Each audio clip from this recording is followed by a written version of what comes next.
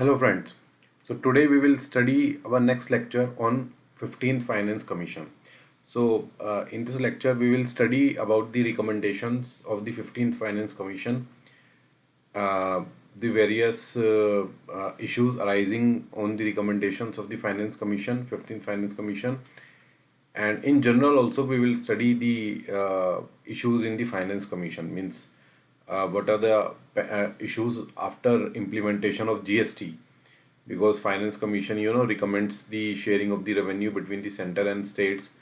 So what is the issue in the recommendations of the Finance Commission or in general with the Finance Commission after implementation of GST? So we'll study that part also.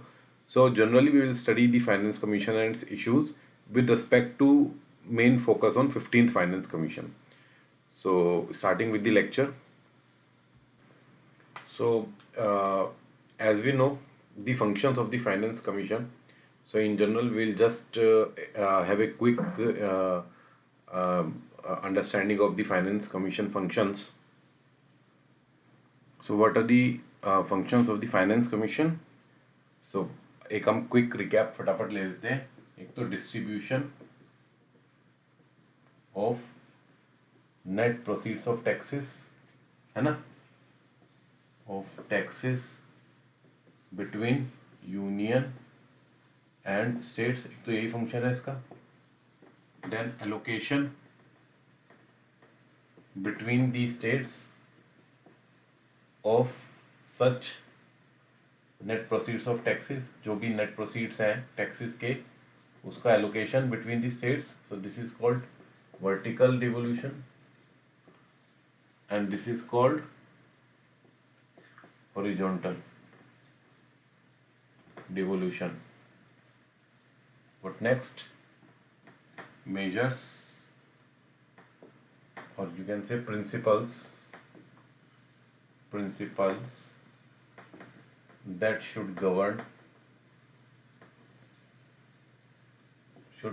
the revenues, that should govern the grant in aid. ठीक है, that should govern the grant in aid of the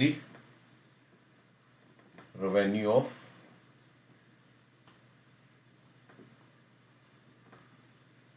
out of consolidated fund of India. तो principles बताता है ये, that should govern the grant in aid, यानी जो हम already discuss कर चुके हैं आर्टिकल 275 के माध्यम से जो भी ग्रांट इन एड जाता है, that is the statutory grant. ठीक है, ये तो हम ऑलरेडी डिस्कस कर चुके हैं कि जो statutory grants basically general purpose and specific purpose transfers जो कि फाइनेंस कमीशन डिवॉल्व करता है, तो उसके principles that should govern those grant in aid, कि क्या कैसे ग्रांट इन एड दी जाएगी, उसके प्रिंसिपल्स ये बताएगा कि कैसे वो ग्रांट इन एड दी जाएगी of the revenue, grant in aid of the revenue of the states. And what is the fourth function?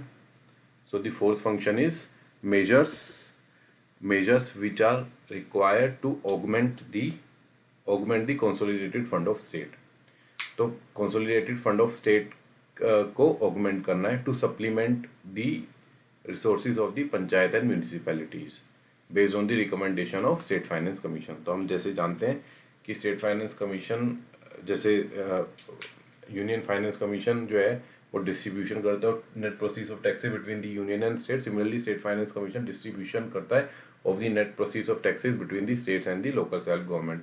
तो जो बेस्ड ऑन द रिकमेंडेशंस हैं of the panchayat and the state finance commission के basis पे जो devolution होता है और distribution होता है ऑफ द रेवेन्यू, उसको सप्लीमेंट करने के लिए, यानी कि पंचायत एंड म्यूनिसिपैलिटीज़ के जो रिसोर्सेज स्टेट फाइनेंस कमीशन के रिकमेंडेशन से मिलते हैं, उन रिसोर्सेज को सप्लीमेंट करने के लिए क्या प्रावधान किए जाएं, वो मेजर्स जो हैं वो कंसोलिडेटेड फंड ऑफ स्टेट में से ही जाएंगे. Obviously consolidated fund of state को में रिसोर्सेज डाले जाएंगे और वो रिसोर्सेज भी पंचायत एंड म्यूनिसिपैलिटीज़ को डिवोल्व कर दी जाएंगी.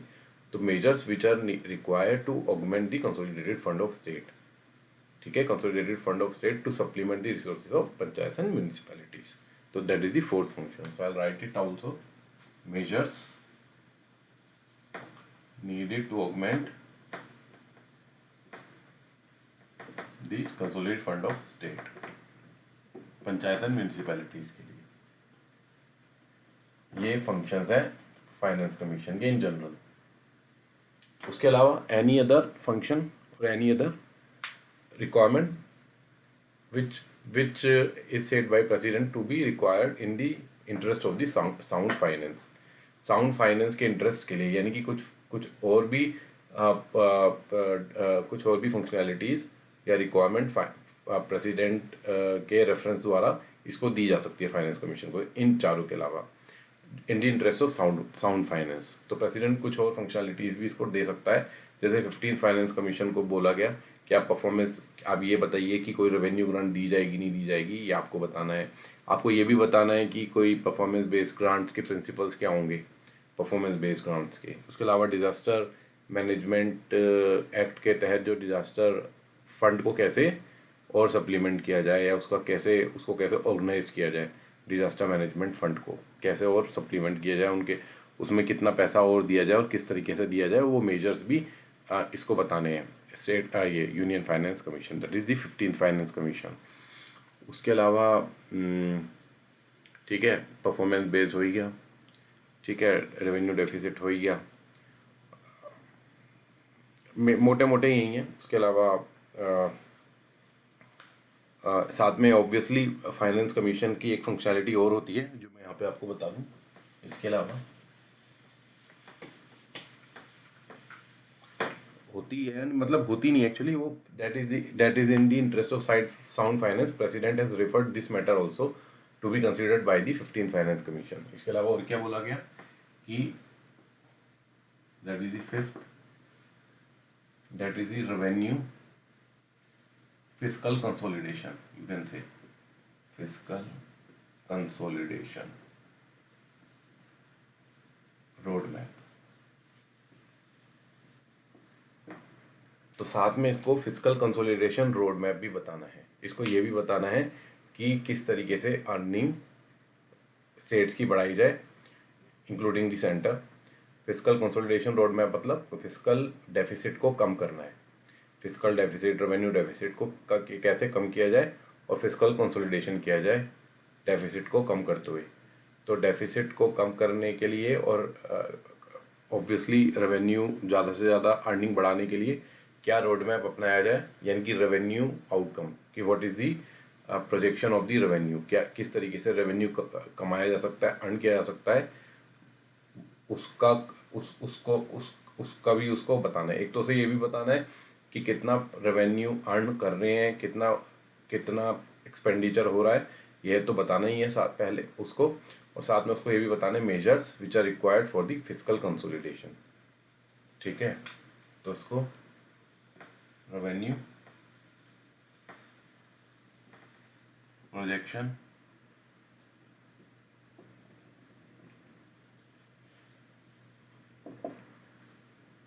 साथ में इसको ये भी बताना है revenue projections, expenditure projections for the 2021 से 26 तक। ठीक है, इनका क्या प्रोजेक्शन है, plus fiscal consolidation road map कि फिस्कल कंसोलिडेशन एक तो क्या प्रोजेक्शन होगा, कितना रेवेन्यू अर्न कर सकती हैं स्टेट्स, कितना एक्सपेंडिचर आपको लग रहा है projected, both for direct and indirect. ठीक है ना, direct and indirect, obviously direct and indirect taxes के थ्रू, ये जो टैक्सेशन वाला टैक्स रेवेन्यू। ठीक है, उसके अलावा expenditure plus fiscal consolidation road map. ठीक है, तो बेसिकली इसको ये मोटे मोटी चीज़ें बतानी है। Just a minute, so what is the line, so it shall review the current fiscal status of the union and states and recommend a fiscal consolidation roadmap. ठीक है, so this is the terms of reference of the 15th finance commission जो मैंने अभी आपको बताया। अब without doing any further delay अभी हम मेन इसकी रिकमेंडेशंस पे आते हैं और उनके इश्यूज पढ़ेंगे अभी।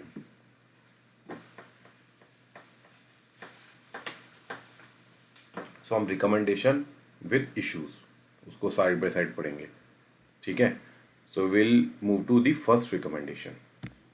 सो the first issue is it is recommended the vertical devolution to be 41%.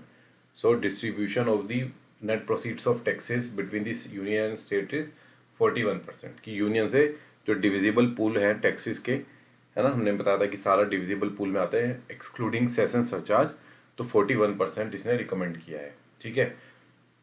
ये दिस इज इट्स रिकमेंडेशन। अब what is the issue?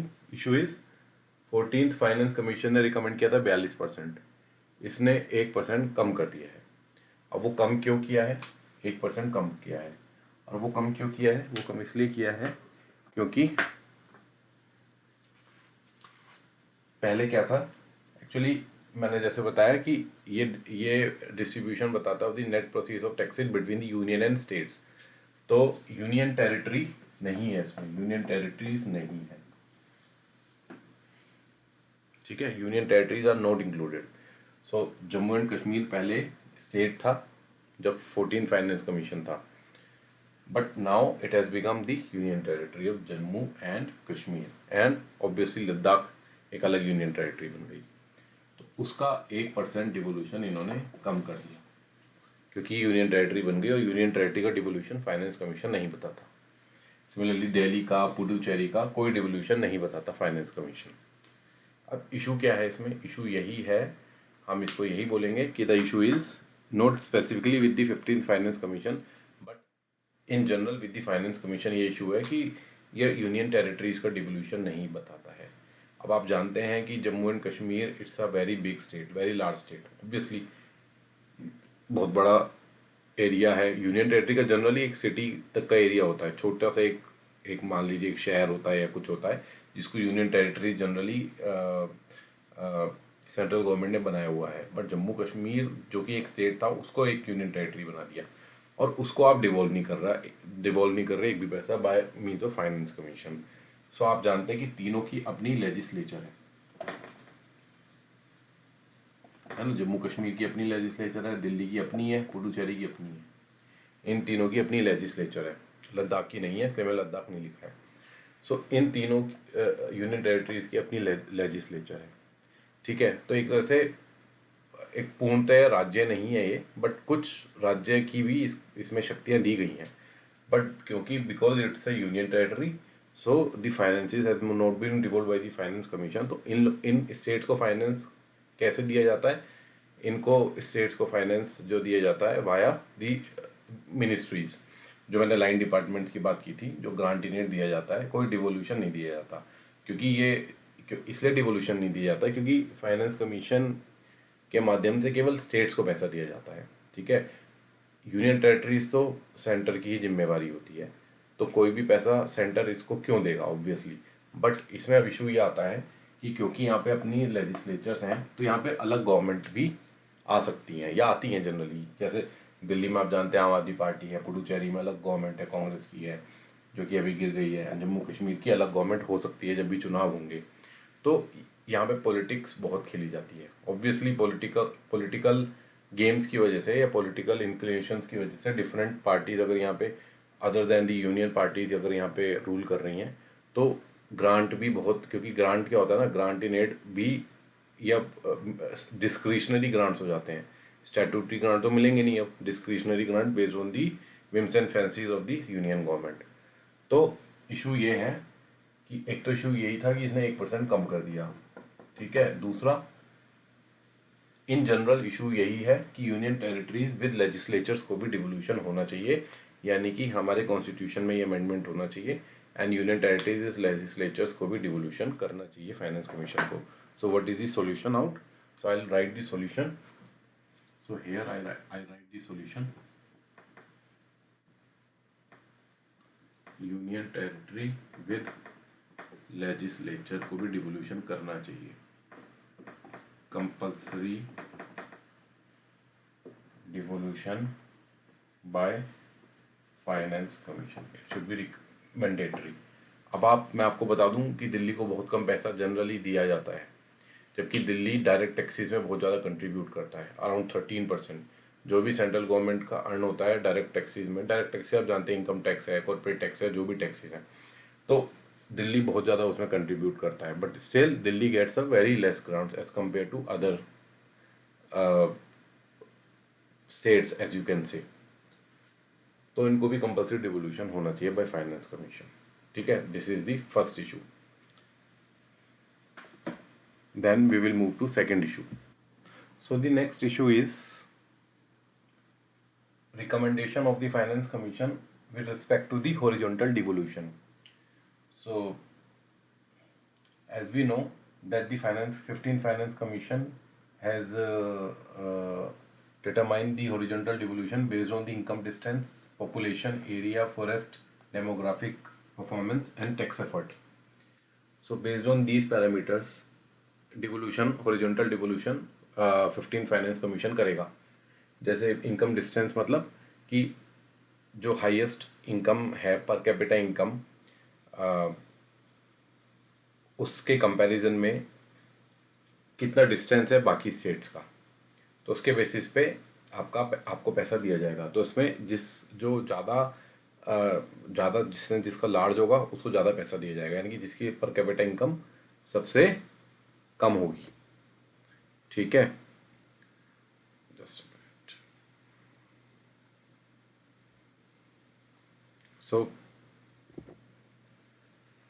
So income distance हो गया, पॉपुलेशन को 15%, जिसकी ज़्यादा पॉपुलेशन होगी उसको ज़्यादा पैसा दिया जाएगा। एरिया, जिसका ज़्यादा एरिया होगा, फॉरेस्ट 10% ज़्यादा फॉरेस्ट एरिया होगा।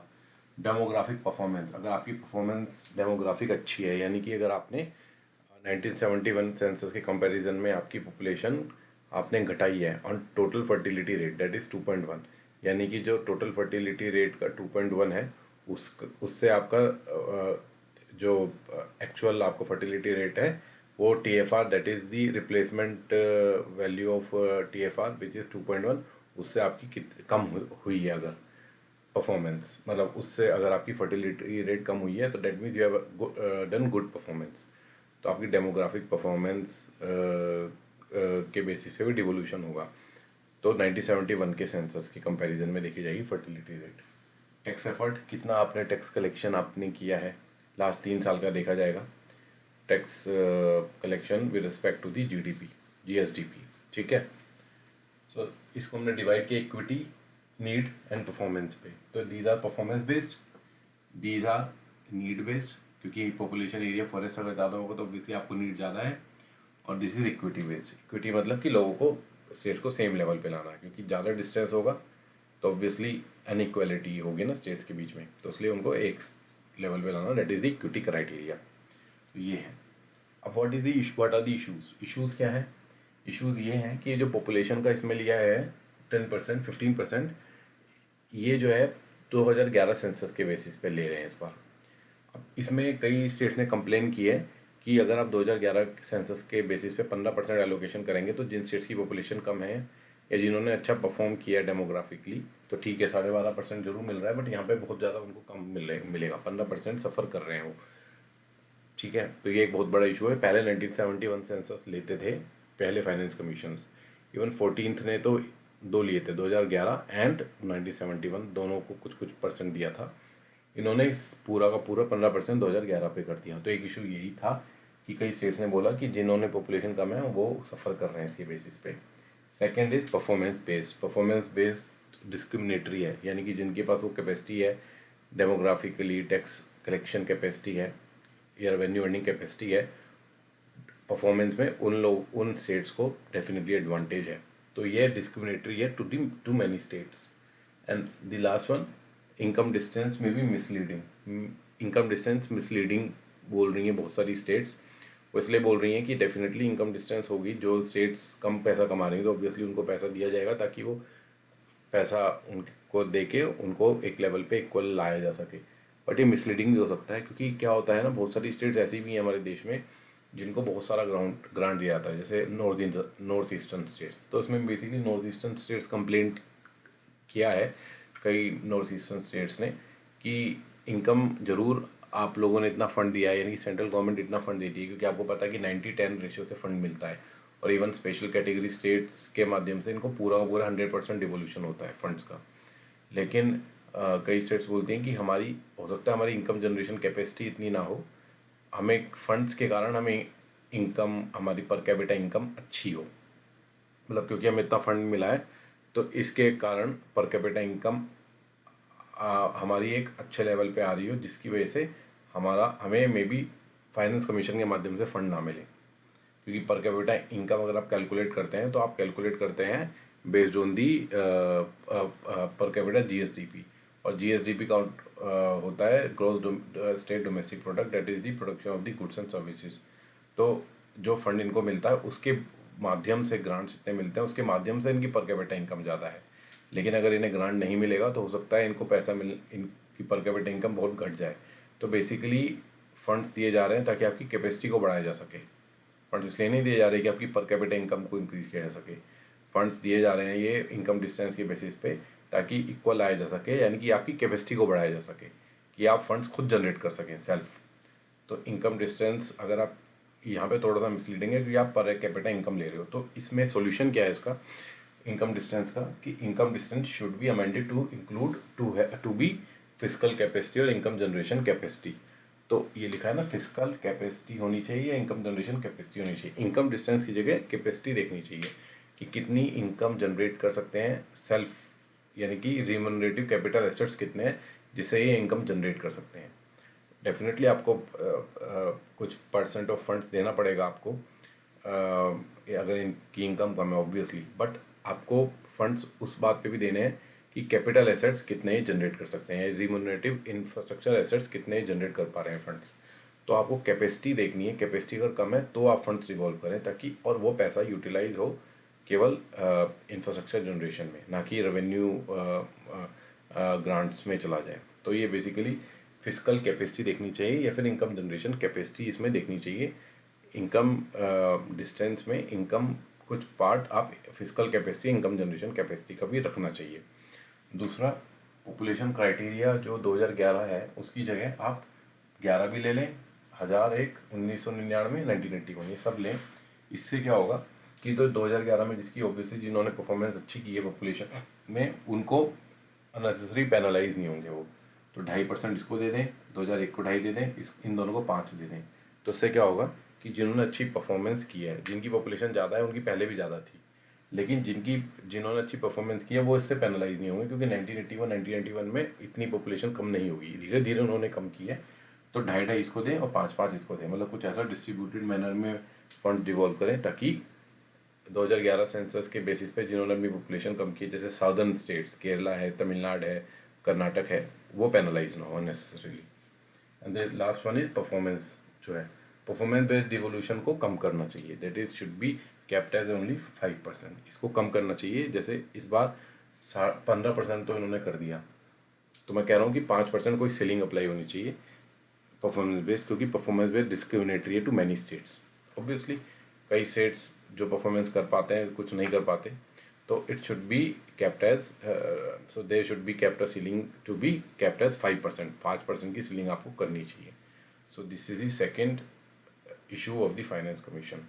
ठीक है, next issue is in general, already हम जानते हैं कि जीएसटी काउंसिल एक कॉन्स्टिट्यूशनल बॉडी है, आर्टिकल 269 के माध्यम से इसका सेटअप किया गया है। एंड ये क्या क्या इसके रोल एंड फंक्शंस हैं। बेसिकली जीएसटी टैक्स रेट ये डिटरमाइन करती है, एग्जेम्पशंस कौन कौन से प्रोडक्ट्स को क्या क्या जो जीएसटी से एग्जेम्पशन होंगे, इम्प्लीमेंटेशन कैसे होगा जीएसटी का, क्या रेट होगा किस प्रोडक्ट पे, गुड्स पे, और आईजीएसटी कैसे डिस्ट्रीब्यूशन होगा आईजीएसटी का, क्योंकि हम जानते हैं 269A के माध्यम से जो आईजीएसटी है that is the tax to be levied, tax which is levied and collected by the union but distributed between the center and the states. So 269A के माध्यम से IGST जो लगता है गुड्स पे, तो IGST का distribution between the union and states will be determined by the GST council. ठीक है, तो प्रॉब्लम अब क्या हुई है इसमें, प्रॉब्लम ये हुई कि ये सब तो काम जीएसटी काउंसिल का है, जो कि यानी कि पूरा इनडायरेक्ट टैक्स तो लगभग काफ़ी कवर हो गया इसमें। इनडायरेक्ट टैक्स का अर्निंग जीएसटी काउंसिल का काम है, बट मैं आपको जैसे बताया था कि फाइनेंस कमीशन को भी प्रोजेक्शन बताना होता है of revenue and expenditure plus fiscal consolidation road map देना है। तो फिस्कल कंसोलिडेशन रोड मैप कैसे देगा वो, जब जीएसटी, क्योंकि काफ़ी सारा इनडायरेक्ट टैक्स का जो गवर्नेंस है that is in the hands of the GST council. तो पोस्ट जीएसटी इम्प्लीमेंट होने के बाद फाइनेंस कमीशन के अंडर में तो है नहीं इनडायरेक्ट टैक्स। पहले तो कम से कम इनडायरेक्ट टैक्स जो सेंट्रल गवर्नमेंट इम्पोज करती थी और स्टेट गवर्नमेंट इम्पोज करती थी, कम से कम फाइनेंस कमीशन का कुछ से तो था, इम्पोज तो वो करते थे, बट फाइनेंस कमीशन ये बताता था कि किस तरीके से आप रेवेन्यू डेफिसिट, फिजिकल डेफिसिट कम कर सकते हो, किस तरीके से कितना रेवेन्यू प्रोजेक्शन है, कितना एक्सपेंडिचर प्रोजेक्शन है इस साल में, और क्या क्या मेजर्स होंगे ताकि जो रेवेन्यू एंड एक्सपेंडिचर प्रोजेक्शन है उसको अटेन किया जा सके और किस तरीके से फिजिकल डेफिसिट को कम किया जा सके। अब बाकी जीएसटी काउंसिल, तो ये तो जीएसटी काउंसिल के अंडर में आके इनडायरेक्ट टैक्स तो वो ये डिटरमाइन करेगा। तो फाइनेंस कमीशन कैसे डिटरमाइन करेगा फिजिकल कंसोलिडेशन रोड मैप, तो बहुत डिफिकल्ट हो जाएगा फाइनेंस कमीशन के लिए। तो फाइनेंस कमीशन और जीएसटी काउंसिल जो कि दो पैरेलल बॉडीज़ क्रिएट हो गई हैं, जो कहीं ना कहीं इनकी फंक्शनलिटी ओवरलैप कर रही है, क्योंकि जीएसटी काउंसिल जो गवर्नेंस, कुछ पार्ट का गवर्नेंस जो जीएसटी काउंसिल करती है, तो फाइनेंस कमीशन उस एरिया में इंटरफेयर नहीं कर सकती या उसके बारे में डिटर्मिनेशन नहीं कर सकती। So it's too difficult for Finance Commission to determine the revenue outcome and the revenue and expenditure projection unless and until there is a close coordination between the Finance Commission and the GST Council, which is currently is not present. तो ये present नहीं है। तो solution ये है, finance commission and GST का एक common forum होना चाहिए where the issues which are there which pertains to the commonality between the finance commission and the GST shall be discussed and resolved accordingly। तो जो भी common ऐसे issues हैं उनको रिजॉल्व करने के लिए, उनको डिटरमाइन करने के लिए एंड इशू को रिजॉल्व करने के लिए एक common forum should be set up and that should be made constitutional. So the this part should be amended by the union government and provisioning should be introduced in the constitution itself। And secondly, finance commission should be made a permanent body just like a GST council। जैसे मैंने आपको बताया कि GST finance commission setup after every 5 years, 5 साल के लिए ये recommendations देता है, उसके बाद नेक्स्ट 5 साल के लिए फिर फाइनेंस कमीशन को प्रेसिडेंट दोबारा से सेटअप करता है फॉर नेक्स्ट 5 years के लिए। तो कहने का मतलब ये है कि finance commission is not a permanent body, ये हर 5 साल में नई बॉडी सेटअप होती है। तो हम कह रहे हैं कि फाइनेंस कमीशन को भी परमानेंट बॉडी बनाया जाए जीएसटी काउंसिल की तरह। और फाइनेंस कमीशन में साथ में जीएसटी काउंसिल में जैसे मेंबर्स हैं स्टेट्स के, ऐसी फाइनेंस कमीशन में भी परमानेंट मेंबर्स रखने चाहिए of the states. Members of the state should be made as members, permanent members, just like GST council. तो ये सॉल्यूशन आपको देना पड़ेगा, परमानेंट बॉडी बनानी पड़ेगी, कॉन्स्टिट्यूशनल बॉडी तो है पर परमानेंट बनानी पड़ेगी, और members of the state should be made as member of the finance commission. ठीक है। Now the next and the final issue is revenue deficit grants. So what is the issue? मैंने जैसा आपको बताया था कि रेवेन्यू डेफिसिट ग्रांट्स भी finance commission करता है। जो ग्रांट्स, हम स्टैट्यूटरी ग्रांट्स की बात कर रहे थे, तो बेसिकली ये ग्रांट्स तब की जाती हैं जब कोई स्टेट का कोई इवन आफ्टर डिवोल्यूशन, कुछ जो डिविजिबल पूल के से जो डिवोल्व किए गए टैक्सेस फाइनेंस कमीशन के द्वारा, उसके बावजूद, वो देने के बावजूद भी अगर कोई स्टेट का रेवेन्यू डेफिसिट रह जाता है तो वो revenue deficit grants that are the statutory grants will be provided by the, recommended by the finance commission to be provided by the union. तो रेवेन्यू डेफिसिट ग्रांट्स जो हैं on the basis of the revenue deficit even after devolution, and that too after considering center's requirements। So there are two conditions: if any state still has the revenue deficit, that is the first condition after devolution, and second that too after considering center's requirement। अगर center requirements को consider कर लिया जाएगा और devolution कर दिया जाएगा, उसके बाद अगर कुछ पैसा बचेगा और किसी स्टेट के लिए लगेगा कि हाँ उसको पैसा देना चाहिए क्योंकि उसका रेवेन्यू डेफिसिट है, तो यूनियन गवर्नमेंट उसको रेवेन्यू डेफिसिट ग्रांट्स देगा। तो ये मेजर पॉइंट है। अब इसमें इशू ये है कि रेवेन्यू डेफिसिट ग्रांट्स में का जो मैकेनिज्म है डिवोल्यूशन का, पहली बात तो कि सेंट्रल गवर्नमेंट के उसके ऊपर है, मतलब ये finance commission may recommend to the revenue deficit grants और may not recommend, that is based on the availability of funds with the center and even after considering the center's requirements। तो ये permanent, it is not fixed, it is actually variable, discretionary कहीं ना कहीं आप कह सकते हो। यानी कि ये एक तरह से स्टैट्यूटरी ग्रांट जरूर है, फाइनेंस कमीशन जरूर रिकमेंड करता है, बट प्रेसिडेंट के रेफरेंस में ही ये दिया गया था कि 15 फाइनेंस कमीशन के लिए कि finance commission needs to consider whether the revenue deficit grants to be provided to the states और नॉट। ठीक है, लेकिन हम कह रहे हैं कि ये नहीं होना चाहिए, revenue deficit grant should be provided, fix होना चाहिए। इसका सॉल्यूशन क्या है? Guaranteed revenue. रेवेन्यू डिवोल्यूशन के बाद भी अगर लगता है नहीं, डिवोल्यूशन के बाद भी आपको देखना चाहिए कि क्या इतना % रेवेन्यू मिल गया है स्टेट्स को। अगर मिल गया है तो ठीक है, नहीं मिलता है तो उसको देना पड़ेगा, यानी कि it should be fixed in the law, यानी कि कुछ % फिक्स करना पड़ेगा। यानी कि आप यू कैन फिक्स 10% और 15%, कुछ आप फिक्स कर सकते हो कि 10% ऑफ दी रेवेन्यू, जो भी रेवेन्यू है 10%, 15%, जो भी उस पर्टिकुलर 10% या 15% revenue, it can be provided to the states. कुछ एक फिक्स कर सकते हैं कानून के अंदर ही कि इतना आप रेवेन्यू देंगे ही देंगे। यानी कि डिवोल्यूशन आपने कर दिया कुछ फिक्स करके 40%, तो वो भी फिक्स करना चाहिए, डिवोल्यूशन शुड बी फिक्स्ड। यानी कि 40% आपने फिक्स कर दिया, 40% डिवोल्यूशन मिलेगा, उसके बाद आप 10% और रेवेन्यू ग्रांट्स के रूप में स्टेट्स को दें। क्योंकि अगर आप फिक्स नहीं करेंगे तो ये whims and fancies of the central government हो जाएगा।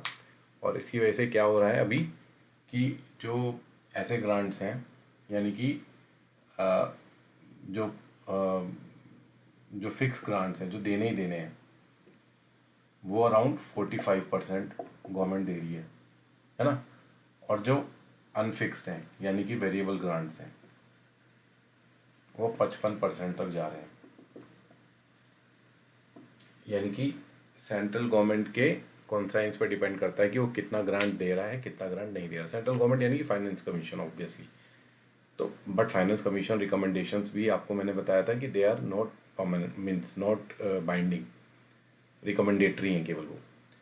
तो जो फिक्स ग्रांट्स हैं यानी कि फिक्स पैसा जो रेवेन्यू दिया जा रहा है, फिक्स ग्रांट्स की जगह आप लिखिए फिक्स रेवेन्यू, वो 45% बैठता है। और जो ग्रांट्स के रूप में जो पैसा दिया जा रहा है वो 55%, which is through the, so this is revenue deficit grants, performance based grants, ठीक है, प्लस सेक्टर स्पेसिफिक ग्रांट्स। और उसके अंदर भी था, आपने डिवोल्यूशन में भी देखा था कि डिवोल्यूशन में भी बहुत सारा पैसा 15%, 12, 12.5 उस पे था डेमोग्राफिक पे, और टैक्स एफर्ट पे 2.5% उस पर भी था। तो ये 15% उसमें भी परफॉर्मेंस बेस्ड था। तो ये जो सारे ग्रांट्स दिए जा रहे हैं ये 55% तक कंस्टिट्यूट करते हैं। तो ये ज़रूरी नहीं है कि मिले 45 तो मिलेगा, बट 55 मिले ना मिले इसकी गारंटी नहीं है कोई भी। ये सेंट्रल गवर्नमेंट पे डिपेंड करता है कि वो कोई ग्रांट देना चाहे, कोई ग्रांट ना देना चाहे। ठीक है, वो जो डिवोल्यूशन है फिक्स, वो तो ऑब्वियसली वो भी एक्सेप्ट ना भी करे, बट जनरली गवर्नमेंट एक्सेप्ट करती है। बट ये जो ग्रांट्स हैं रेवेन्यू डेफिसिट, सेक्टर स्पेसिफिक, ये obviously considering after considering centre's requirements और based on the revenue deficit with the state, इसके बेसिस पे ये ग्रांट्स दिए जाते हैं। तो हम कह रहे हैं कि एक फिक्स रेवेन्यू 10%, 15% सेंट्रल गवर्नमेंट को और देना चाहिए आफ्टर डिवोल्यूशन। अगर आप देंगे तो जो भी एक फ़िक्स रेवेन्यू कर दें सब स्टेट्स के लिए, कहीं ना कहीं फ़िक्स तो करना पड़ेगा ना, ताकि सब स्टेट्स को एक फ़िक्स रेवेन्यू अगर आप दे देंगे तो एटलीस्ट एश्योर हो जाएगा, मिनिमम गारंटीड रेवेन्यू कम से कम एश्योर हो जाएगा। और डिवोल्यूशन प्रोसेस डिस्क्रिशनरी नहीं होगा, कम डिस्क्रिशनरी होगा, क्योंकि इसमें तो अभी बहुत सारा डिस्क्रिशनरी है। स्टैट्यूटरी कम है, डिस्क्रिशनरी ज़्यादा है। तो स्टैट्यूटरी करना चाहिए ज़्यादा और डिस्क्रिशनरी करना चाहिए कम। So statutory should be more. So this fixed is statutory. It should always be greater than discretionary. But उल्टा हो रहा है, discretionary is currently greater than statutory. तो ये एक इशू था जो कि I want to discuss with you. तो so this is the end of the lecture. अगर आपको लेक्चर अच्छा लगा तो काइंडली कमेंट बॉक्स में लिख के अपने कमेंट्स भेजें और मेरे चैनल को सब्सक्राइब करें और लेक्चर्स को लाइक करें। Thank you so much. In the next lecture I'll discuss some other topic. Till then, thank you so much.